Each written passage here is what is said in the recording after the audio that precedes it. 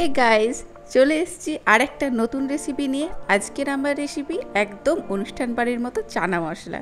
তো চটপট রেসিপিটা শুরু করা যাক। তার জন্য আমি এখানে চানা নিয়ে নিয়েছি এবং এটাকে ওভারনাইট সোক করে নিয়েছি। তারপরের দিন কড়াইতে সাদা তেল দিয়ে সেখানে দিয়ে দিয়েছি আমি গোটা গরম মশলা, এলাচ, দারচিনি, লবঙ্গ।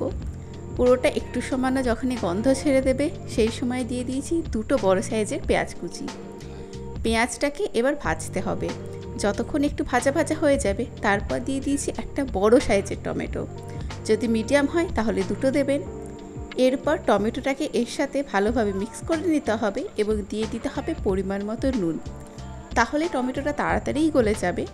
এরপর দিয়ে দিয়েছি 2 চামচ পরিমাণ আদা রসুন বাটা। আদা রসুনটাকে ভালোভাবে এদের সাথে মিক্স করতে হবে, প্রয়োজন হলে একটু তেল দেবেন এবং তারপর ভালোভাবে মিক্স করবেন। আদা রসুনের কাঁচা গন্ধটা চলে গেলে সেখানে দিয়ে দেবো গুঁড়ো মশলা, যেমন হলুদ গুঁড়ো, লঙ্কা গুঁড়ো, কাশ্মীরি রেড চিলি পাউডার এবং দিয়েছি জিরে গুঁড়ো। তারপর একটু সামান্য জল দিয়ে ভালোভাবে এটাকে কষিয়ে নিতে হবে। লো ফ্লেমে পুরোটাকে কষিয়ে নিতে হবে প্রায় 5 মিনিট এবং মাঝে মাঝে একবার দুবার নেড়ে দিতে হবে যাতে তলায় না লেগে যায়। পুরো জলটা যখন আবার মরে যাবে এবং তেলটা ছেড়ে দেবে সেই সময় বুঝতে হবে আমাদের মশলা রেডি। আর ততক্ষণে দিয়ে দিতে হবে চানাতে 3টে সিটি। চানার সাথে আমি একটা বড় আলু ছোট ছোট কুচি কুচি করেও দিয়েছিলাম। এবার চানাটা আর মশলাটা ভালোভাবে আগে মিক্স করে নিতে হবে।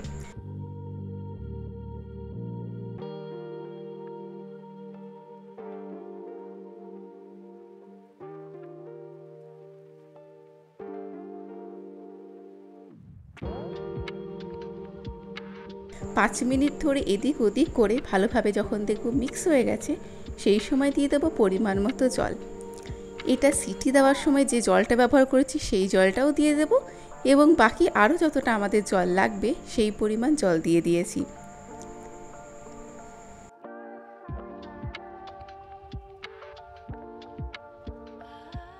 এখানে বলে রাখি, এই সময় যদি গরম জল ব্যবহার করেন তাহলে টেস্টটা একটু বেড়ে যায়।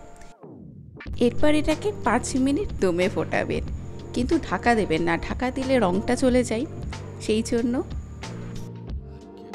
সবার শেষে ফুটিয়ে নামানোর সময় 1/2 চামচ দিয়ে দিয়েছি গরম মশলা গুঁড়ো এবং একটু যদি টকটক চান তাহলে দিয়ে দেবেন 1 টিস্পুন পরিমাণে আমচুর পাউডার। পুরোটা দিয়ে ভালোভাবে মিক্স করতে হবে আর এক্সট্রা স্বাদের জন্য দিতে হবে ছোট ছোট করে কুচি নারকেল।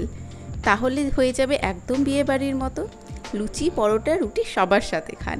আর কেমন লাগলো জানাবেন কিন্তু। দেখা হচ্ছে পরের ভিডিওতে।